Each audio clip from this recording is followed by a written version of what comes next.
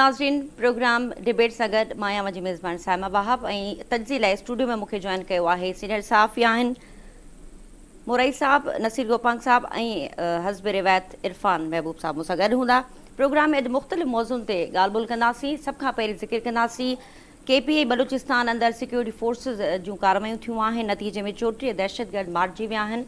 जीअं त तव्हां ॾिठो अफ़गानिस्तान अंदरि हवाई हमलनि खां पोइ मुल्क अंदरि जेका सिक्योरिटी जी सूरत हाल आहे उनखे काफ़ी संजीदा वरितो पियो वञे। ISPR जो चवणु आहे त इन सूरत हाल खे मद्देनज़र रखंदे मुल्क अंदरि सिक्योरिटी फोर्सिस पारां कार्रवायूं जेके आहिनि उहे वधीक तेज़ कयूं वेंदियूं। प्रोग्राम में नेशनल एक्शन प्लान ते बि ॻाल्हाईंदासीं त उन ते छो मुकमल तौर ते अमल दरामद न थी सघियो आहे। जिन सिलसिले में तलाल चौधरी ऐं सूबाई घरू वज़ीर ज़ियाउल लंजार पारां इजलास बि थिया आहिनि ऐं उन में सिक्योरिटी सूरत हाल ते तफ़सीली जाइज़ो वरितो वियो आहे। प्रोग्राम जे ॿिए हिसे में गुफ़्तगू कंदासीं बानी PTI जी सैर जे हवाले सां। जीअं त असां पंहिंजे प्रोग्राम में रोज़ जी बुनियाद ते जेके डेवलपमेंट्स साम्हूं अचनि थियूं उनखे बहस हेठि आणींदा आहियूं ऐं तजियो असां पंहिंजे तजिए निगारनि खां वठंदा आहियूं त छो हिन वक़्त ताईं PTI जे अंदरि जेके मामला आहिनि उहे ठीकु न थी सघिया आहिनि। ऐं जेका रीसेंट डेवलपमेंट थी आहे अलीमा साहिबा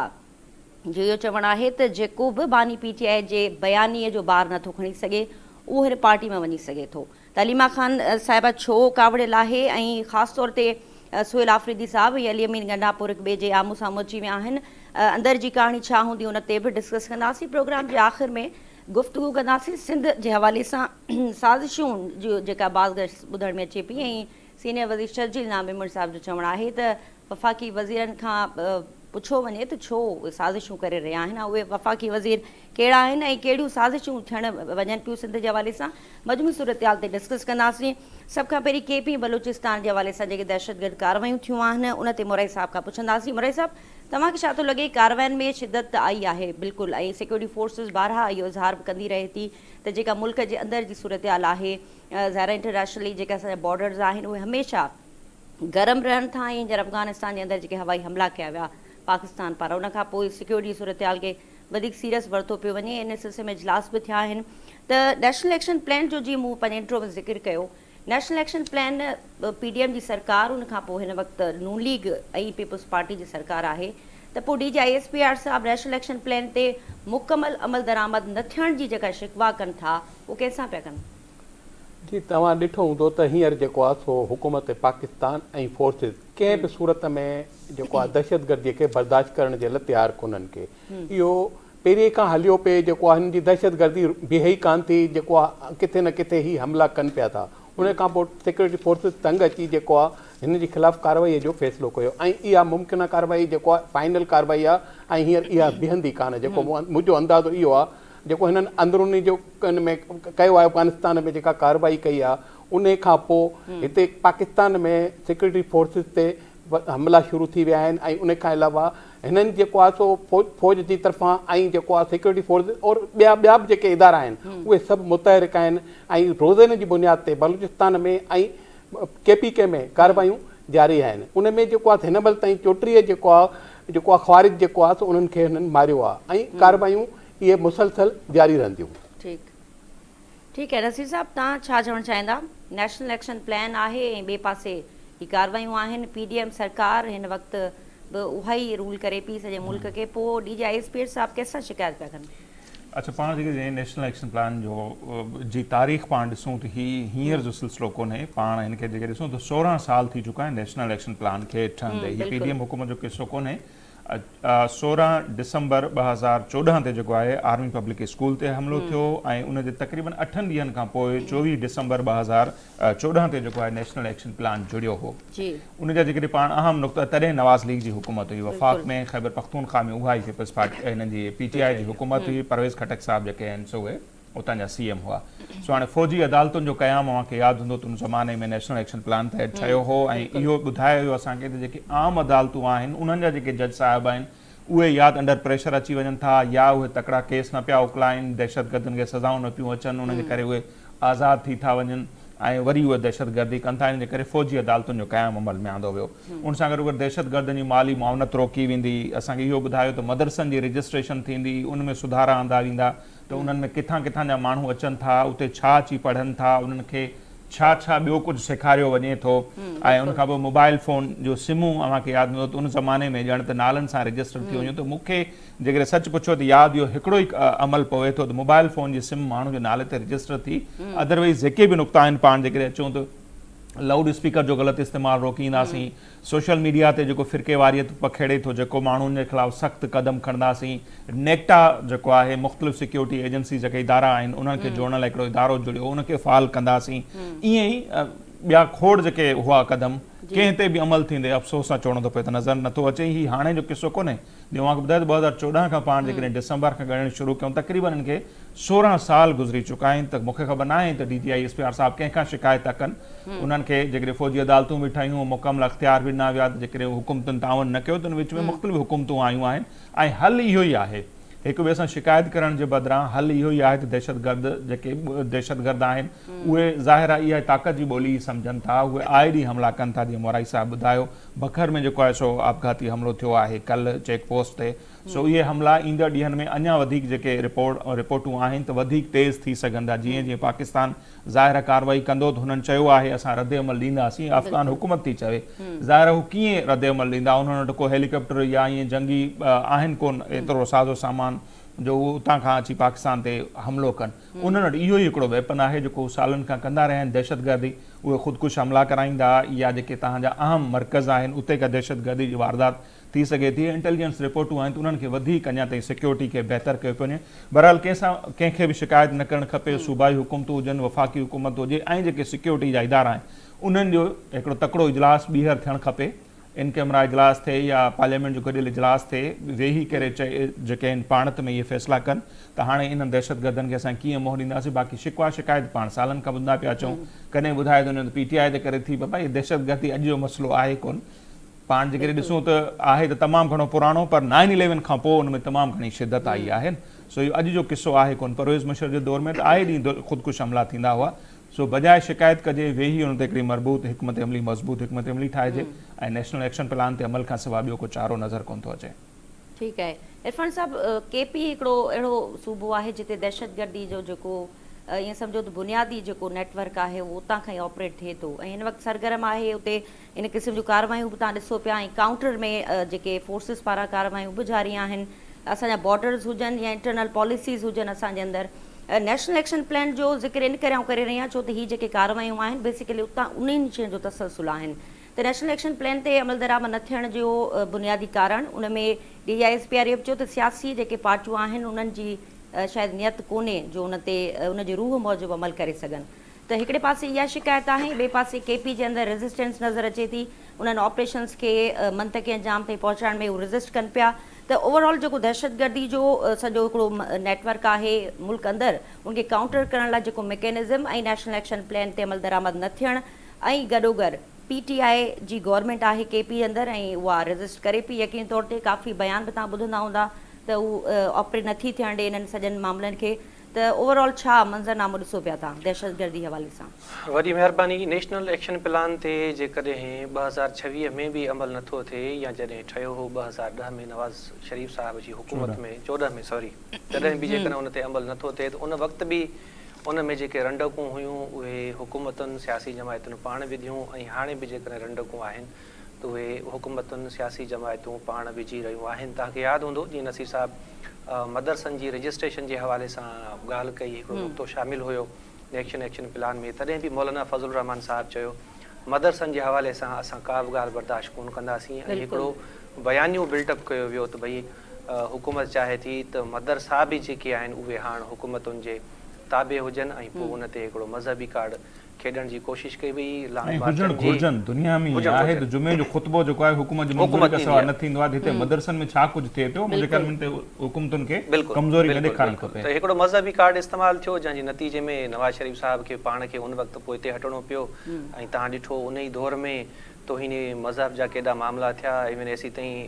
एहसन इक़बाल साहिब जेके हाणे बि फेडरल मिनिस्टर आहिनि उन वक़्तु बि हुआ उन्हनि ते बि हमिलो थियो ऐं उन खां पोइ इन्हनि मामलनि में शिदत आई इन खां पहिरियां पीपल्स पार्टी जी हुकूमत हुई उते बि पाण ॾिठोसीं मज़हबी कार्ड इस्तेमालु थियो ऐं कीअं हिकिड़े गवर्नर खे क़तलु कयो वियो हाणे जेका सिचुएशन आहे जेतोणीकि पाण वटि हाणे हिकिड़ो कानून पास थियो आहे आहे इररिलेवेंट, पर मां इन करे थो ॿुधायां त कीअं हिते मज़हबी कार्ड इस्तेमालु थिए थो या कीअं सियासी जमायतूं प्रेशर विझनि थियूं। नंढी उमिरि में ॿारनि जी जेका शादी आहे उनजो जेको सिंध में कानून पास थियो, बाद में इहो मामिलो सेनेट में वियो ऐं उन ते बि मौलाना फज़लुर रहमान साहब जेको स्टेंस वरितो त भई हीअ शइ गैर शरई आहे ऐं असां हिन जी कंदासीं, मज़ामत कंदासीं, मुखालफ़त कंदासीं। JUI जो इहे हमादुल्ला साहब आहे,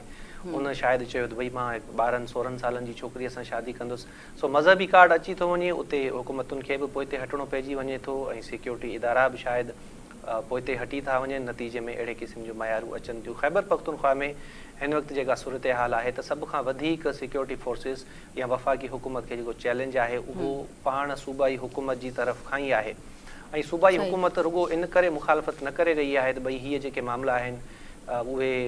KP जे अवाम जे मफ़ाद में न आहिनि। उते सिर्फ़ु ऐं सिर्फ़ु मुखालफ़त इन जे करे आहे छो जो इमरान ख़ान साहब जेल में आहे ऐं वफ़ाक़ में शहबाज़ शरीफ़ साहब वज़ीर अज़म आहे ऐं PTI जी हुकूमत न आहे ऐं PTI हिकिड़ी ॾुखे फेज़ मां गुज़रे पई।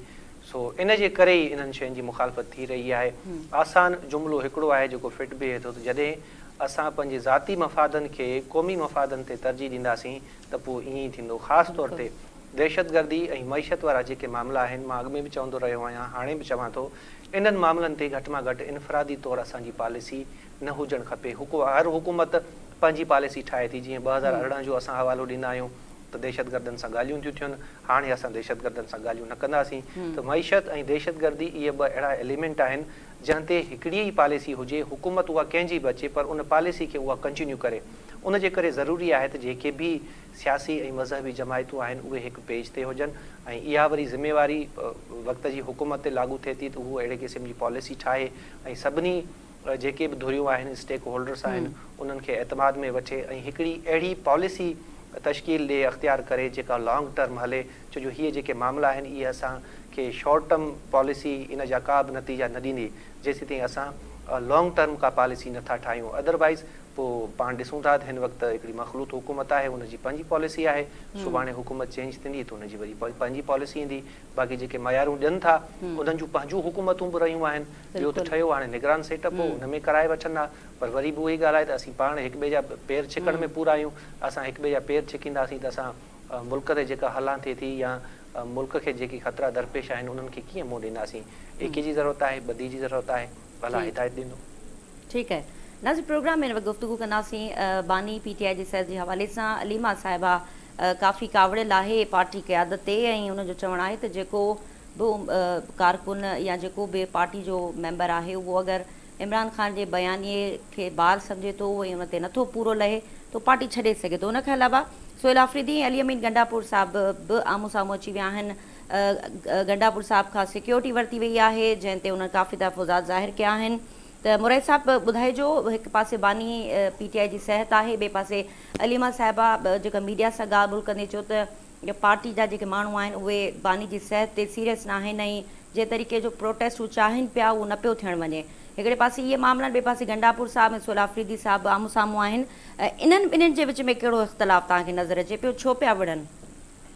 असल में बानी PTI खे जुमे जी राति जो हिननि इस्पताल में जेको आहे दाख़िल करण जो फ़ैसिलो कयो ऐं जेको हिननि खां हलफ़ वरितो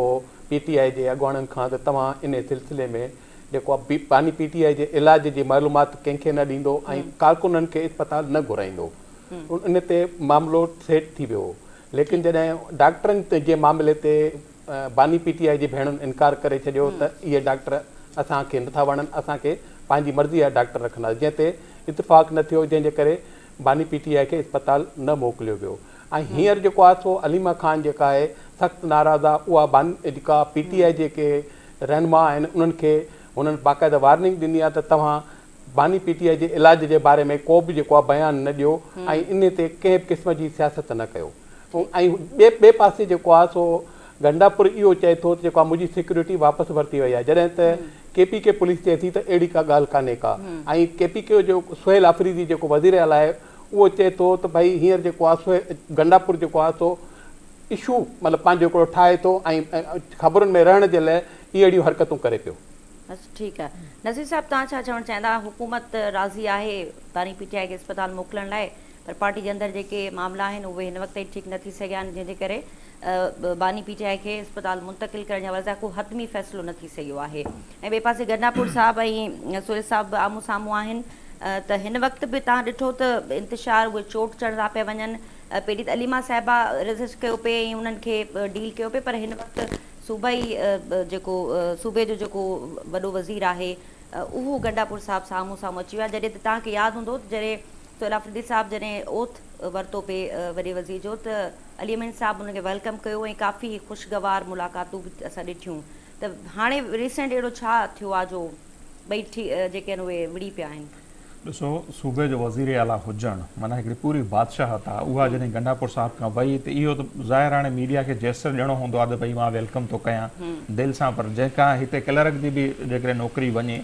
हिकिड़े पुलिस ऑफिसर जी बदिली थिए त तव्हां पुछो त उहो उन ते छा गुज़रंदी हूंदी। हीअ हिकिड़े सूबे जी वॾी वज़ारत हुई, हिन जे अंदाज़ में गंडापुर साहिब खे हटायो वियो ऐं आफ़रीदी साहिब खे आंदो वियो, त उहा ॻाल्हि ज़ाहिर आहे चवण जी हद ताईं त ठीकु आहे त असां वेलकम था चयूं, पर हाल इहा कीअं उनखे बर्दाश्त थी हूंदी। सो बुनियादी इख़्तिलाफ़ उतां खां ई आहे। ऐं उनखां पोइ जेके ताज़ा हुन इंटरव्यू ॾिना ऐं जेके हक़ीक़तूं बयानु कयूं त छा कुझु थियो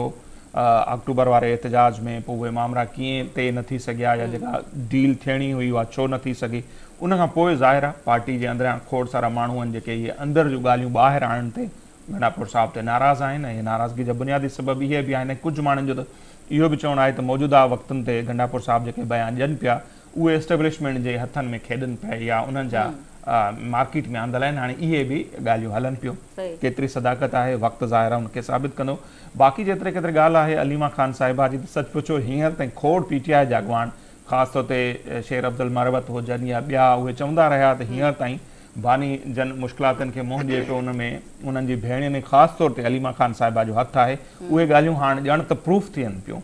त हिकिड़े पासे समूरी पार्टी आहे जेका चए थी त भई ख़ान साहिब जो इलाजु थिए, जेका उनजी फैमिली बि चए थी, त हुकूमत एग्री थी वई आहे, अस्पताल मुंतक़िल करण लाइ राज़ी थी विया आहिनि। भेणियूं जूं जेके आहिनि सो उहे चवनि थियूं त भाई ईअं न हुजणु खपे। जीअं इरफान साहिबु कल्ह हवाला ॾिना, ईअं मुख़्तलिफ़ डॉक्टरनि जा नाला मां बि खणी सघां थो त फिलहाणो डॉक्टर पर हुनखे चयूं था त मथां माण्हू इहो न सम्झनि त उन्हनि जी तशहीर थो करे। मतिलबु ईअं थोरी थींदो त फिलहाणो डॉक्टर हुजे फिलहाणो, भई हुकूमत जी जेका ज़िम्मेवारी आहे उहो करण लाइ तयारु आहे, त उन में रंड केरु पियो विझे। बज़ाहिर इहो नज़र पियो अचे त अलीमा ख़ान साहिबा विझे पई ऐं इहो चवणु भई जेको जेको बयानीअ जो बार नथो खणी सघे उनखे असां पार्टी मां निकाली ॾींदासीं। इहा कहिड़ी रवश आहे? कंहिं बि पॉलिटिकल पार्टी में ईअं थोरी थींदो आहे। ऐं इते ई जॾहिं असां ॾिठोसीं त ख़ान साहिब इहो वॾो चर्चो कंदा रहिया आहिनि त भई असांजी पार्टी में मोरूसियत कोन्हे, मुंहिंजे ख़ानदान जा माण्हू मुंहिंजी पार्टी ते जेके आहिनि असरअंदाज़ कोन था थियनि, मुंहिंजे ख़ानदान जो को बि माण्हू हुकूमत में कोन्हे, त हीउ छा पियो थिए? इवन पाण हाणे माज़ी में कोन था वञूं, हू जेल में आहिनि। सो बहरहाल तोशाखाना खां वठी जेका यूनिवर्सिटी पे ठही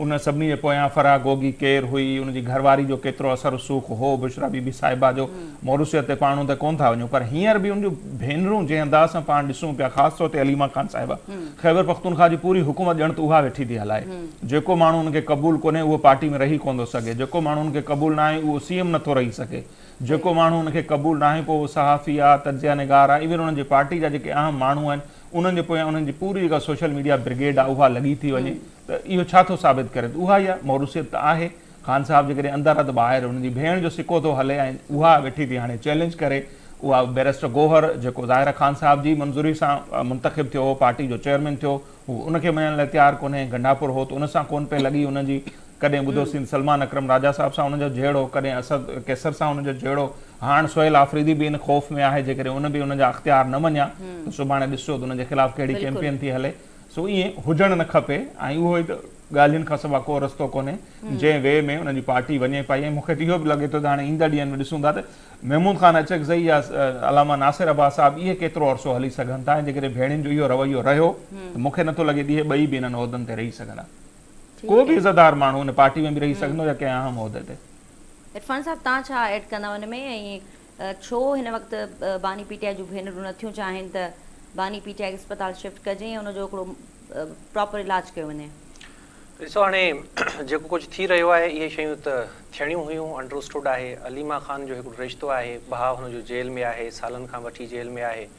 पार्टी जहिड़े तरीक़े सां फ़ैसिला करे थी या पार्टी जहिड़नि तरीक़नि सां मामलात खे हलाए थी उनजे पुठियां यकीनन सियासत बि आहे, उन्हनि खे सियासत बि करणी आहे, पर उहे फ़ैसिला अलीमा ख़ान खे क़ाबिल क़बूल कोन आहिनि। ख़ासि तौर ते अॼु जेको उन्हनि चयो आहे त बानी पीटीआई ख़ान साहिब जी हेल्थ जे हवाले सां जेके बि पार्टी फ़ैसिला करे थी या पार्टी जेके बि बयानबाज़ी जारी करे थी उहा घटि में घटि असांजी अप्रूवल खां सवाइ या असांजी मुशावरत खां सवाइ जारी न कया वञनि। मां सम्झां थो त अलीमा ख़ान जो हिकिड़ो जेको नुक़्तो आहे त भई संदसि भाउ जो जेको इलाजु आहे या मुआइनो जेको आहे उहो संदन मौजूदगी में करायो वञे ऐं इहो हिकिड़ो जाइज़ मुतालबो आहे, इनखे तस्लीम करणु घुरिजे। हाणे मसइलो इहो आहे, मां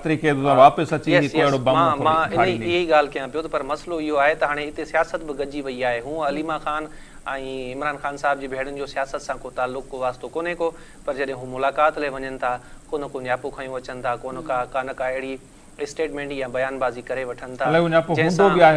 जंहिंसां वरी मसला क्रिएट थी था पवनि ऐं हुकूमत खे इहे छा जेके ॻाल्हियूं आहिनि क़ाबिल क़बूल न आहिनि। जेतोणीकि पिम्स मुंतक़िली वारी जेका ॻाल्हि ॿोल आहे त हाणे PTI जा पंहिंजा ई ज़रिया ॿुधाइनि था, ही का हुकूमती ज़रियनि ख़बर कोन ॾिनी आहे, पर PTI जा पंहिंजा ज़रिया ॿुधाइनि था त भई हुकूमत ख़ान साहिब खे अस्पताल मुंतक़िल करण जे लाइ तयारु हुई ऐं PTI सां राब्तो कयो वियो बाज़ाब्ता तौर ते त तव्हां कुझु माण्हुनि जा नाला ॾियो जेके तिबी मुआइने महिल उते मौजूदु हुजनि या उन्हनि जी मौजूदगी में उन्हनि जी जेका ट्रीटमेंट आहे उहा थिए। ऐं PTI क़यादत या जेके PTI जूं अख़्तियारियूं आहिनि, इहो मामिलो जॾहिं PTI जे भेणुनि वटि आंदो त उते वरी बि PTI इमरान ख़ान साहिब जी जेके भेणूं आहिनि उन्हनि जा नाला यादि भई हीअ अंदरि वेंदा ऐं तिबी मुआइने महिल मौजूदु हूंदा। ऐं जीअं नसीर साहिबु ॻाल्हि कई या माज़ी में जीअं थींदो रहियो आहे त उन्हनि जी पंहिंजी रवश जे करे बयानबाज़ियुनि जे करे उज़मा ख़ान ऐं नौरीन जो जेको नालो ॾिनो वियो या अलीमा ख़ान जो उहे क़ाबिल क़बूल न रहिया ऐं हुकूमत इनकार करे छॾियो। सो हाणे इमरान ख़ान साहिब जी भेणुनि खे बि थोरो सोचणो पवंदो त भई या तव्हां सियासत कयो या तव्हां पंहिंजे भाइर या भेणुनि वारे रिश्ते जी हद ताईं जेको आहे उहे महदूद रहो। जेसीं ताईं इहे मामला डिवाइड न थींदा ओसीं ताईं PTI जे लाइ फ़ैसिला करणु ॾुखियो रहंदो ऐं ईअं ई रोज़मरोज़ जेको मुंझारो आहे उहो वधंदो रहंदो। ठीकु आहे, नाज़रीन प्रोग्राम हिते मुख़्तसिर ब्रेक जो वक़्तु थियो आहे। ब्रेक खां पोइ गुफ़्तगू कंदासीं। वॾो वज़ीर सैद मुराद अली शाह वज़ीर आज़म साहिब सां मुलाक़ात कई आहे ऐं ॿिए पासे जेके शर्जील इनाम मेमण साहिब जी ॻाल्हि आहे त उहे चवनि पिया त वफ़ाक़ी वज़ीर जेके मुख़्तलिफ़ सिंध जे ख़िलाफ़ु बयान ॾींदा अचनि पिया उनजो नोटिस वरितो वञे। त मजमूई सूरत हाल ते डिस्कस कंदासीं मुख़्तसिर साई खां पोइ।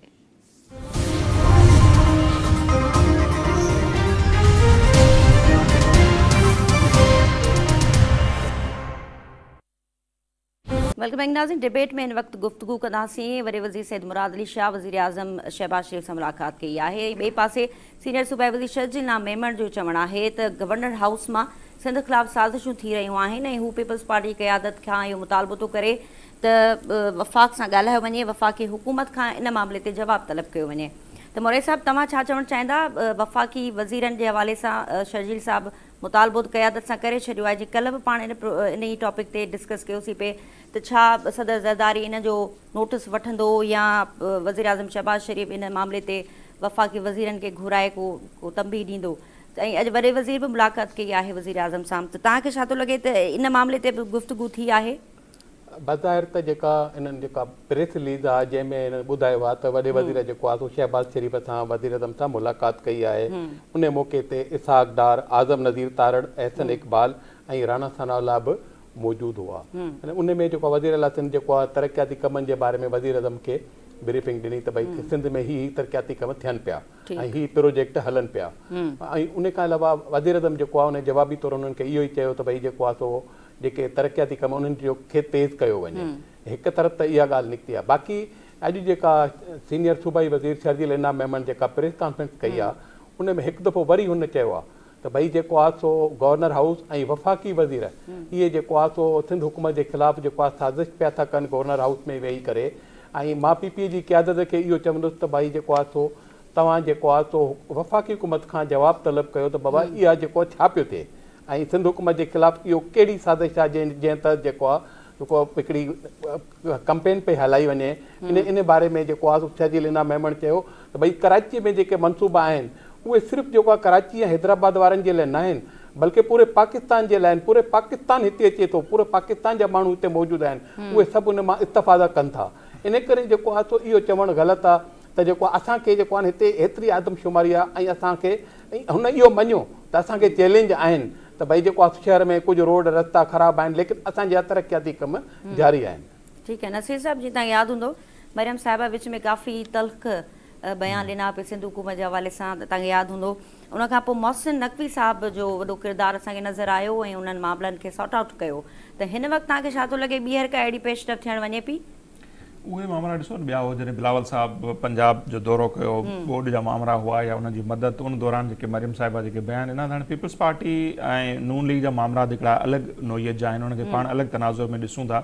उनमें मोहसिन नक़वी सां गॾोगॾु जेके ॿिया मथे वेठा आहिनि ज़ाहिर आहे उन्हनि सभिनी जो पर ही वारो मामिलो जेको आहे MQM हिकिड़ी ॿिन्ही हिकिड़ी अलॻि फिनामिना आहे उनजी पाण खे ख़बर आहे त उनजो जियापो ई इन ते आहे लसानियत ते आहे हुनजी जेको बुनियादु आहे उहो लसानियत आहे ऐं हुन जेको कुझु कयो आहे जेतिरो हुन ते ॻाल्हाइजे जेतिरो हुन नुक़सानु ॾिनो आहे हिन सूबे खे जेतिरो नुक़सानु ॾिनो आहे उर्दू ॻाल्हाईंदड़नि खे उहो पाण सभिनी जे साम्हूं आहे 88 खां वठी हींअर ताईं ऐं हर दौर में हू इक़्तिदार में रहिया आहिनि हींअर बि जेको ॾिठो वञे त हुनखे पेट में सूरु वॾे में वॾो इहो आहे त हू हाणे डिघे अरसे खां सूबाई हुकूमत जो हिसो कोन्हनि ऐं वफ़ाक़ी हुकूमत में जेकॾहिं आहिनि बि सही त ज़ाहिर आहे एतिरो फ़र्क़ु कोन थो पवे हुननि खे इहो हूंदो सुभाणे जेकॾहिं हुनखे पीपल्स पार्टी आछ करे ऐं पंहिंजी सूबाई हुकूमत जो हिसो बणाए त पोइ वरी ॾिसो त हिननि जा रवैया छा था थी वञनि ऐं पीपल्स पार्टी मुख़्तलिफ़ वक़्तनि ते ईअं कंदी बि रही आहे सो हींअर MQM जेको कुझु करे पई पाण पहिरियों बि ॻाल्हायोसीं हींअर बि वहां टाइम घटि आहे त इहो असांखे नथो लॻे इहो हिकिड़ो त हू पाण कनि था हिकिड़ो इहो आहे त हुनखां करायो थो वञे पीपल्स पार्टी वारनि खे प्रेशराइज़ करण लाइ ॿियो इहो आहे त उहो इहो आहे त महाजर कार्ड खे इस्तेमालु कबो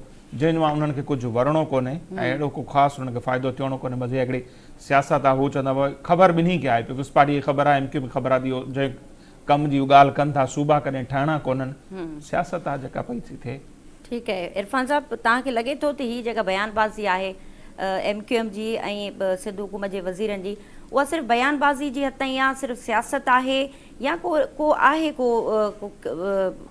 पस मंज़र में का शइ हले पई? ॾिसो न अॻु में बि जीअं मामला थिया मरियम नवाज़ ऐं पीपल्स पार्टी जे विच में जेका बयानबाज़ी थी तॾहिं त पीपल्स पार्टी जे कंहिं मिनिस्टर या पंजाब जी क़यादत मां त कंहिं कोन अची मीडिया ते चयो त भई जेके पंजाब हुकूमत आहे उहा साज़िश पई करे बयान पई ॾिए ऐं पीपल्स पार्टी जेका क़यादत आहे उहा वफ़ाक़ खां जवाबु तलब करे त पोइ शर्जील मेमन साहब खे कहिड़ी ज़रूरत पई जो हुन मीडिया ते अची इहो चयो त वफ़ाक़ी वज़ीर पीपल्स पार्टी जी सरकार ख़िलाफ़ु साज़िशूं करे रहिया आहिनि वफ़ाक़ असां खां मदद घुरंदो आहे पर वफ़ाक़ी जेके वज़ीर आहिनि उहे सिंध सरकार जे ख़िलाफ़ु साज़िशूं पिया कनि ऐं पीपल्स पार्टी जी क़यादत खां इहो मुतालबो आहे त हू वफ़ाक़ खां इन मामले ते जवाबु तलब करे हालांकि वफ़ाक़ सां ॾाढा ज़बरदस्त शानदार तालुक़ आहिनि बल्कि पाण हिसो आहे वफ़ाक़ जो पीपल्स पार्टी ऐं इहे ॻाल्हियूं वफ़ाक़ ताईं आराम सां पहुचाए बि सघजनि पियूं बिना का मीडिया प्रेस कॉन्फ्रेंस जे त पोइ कहिड़ी ज़रूरत पई शर्जील मेमन साहब खे जंहिं प्रेस कॉन्फ्रेंस कई ऐं मीडिया में अची इहो जुमिलो चयो मुंहिंजो जेतोणीक ख़्यालु आहे त इहो जेको कुझु करे पियो या कराए पियो उहो उनमें वफ़ाक़ी हुकूमत जो को अमल दख़ल कोन्हे ऐं मीडिया ते अची बयानु ॾियणु असुल में उन्हनि माण्हुनि खे ई नियापो आहे जेके MQM खां इहे सॼियूं हरकतूं कराइनि था त उमेद कयूं था त इहे उमेद छा बल्कि पूरी पकाए थी इहे मामला ईंदड़ वक़्त में सॉर्ट आउट थी वेंदा ऐं पाण जेकॾहिं इहो पहिरों खणंदासीं टाइम घटि आहे त इहे कुझु कानून साज़ियूं आहिनि जिन में पीपल्स पार्टी रंडक आहे 18वीं तरमीम आहे ॿिया बि जाम सारा मामलात आहिनि इहा सॼी कड़ी वञी उन्हनि सां मिले पई सो ईंदड़ वक़्त में इहे शयूं तव्हां ॾिसंदव त इहे सेट थी वेंदियूं अदरवाइज़ MQM जी एतिरी त हैसियत आहे कोन जो हू अहिड़े क़िस्म जी बयानबाज़ी करे या को सिंध जा माण्हू एॾो प्यारु कनि था MQM सां जंहिंसां पीपल्स पार्टी डिफेम थी वेंदी या को लखें किरोड़े माण्हू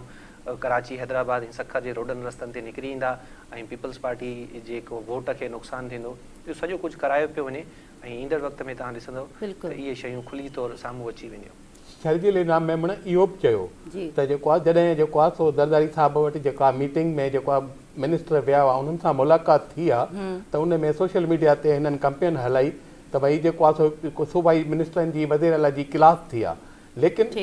शर्जील मेमण इहो चयो त अहिड़ी का ॻाल्हि कान्हे का इहे सभु जेको आहे सो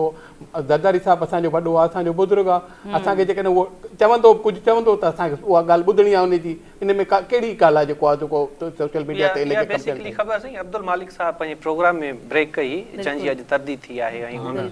हा मूं ज़िक्र कयो मूं क्लेम कोन कयो हिन ते मूं ज़िक्र कयो कल्ह ज़िक्र थियो ऐं उनखां पोइ अॼु वज़ाहत बि साम्हूं अची वई नाज़रीन ऐं प्रोग्राम जो वक़्तु पंहिंजी पुॼाणी ते पहुतो सुभाणे डिबेट में नवनि मौज़ूअ सां गॾु हाज़िर थींदासीं ॾींदा इजाज़त अल्लाह हाफ़िज़।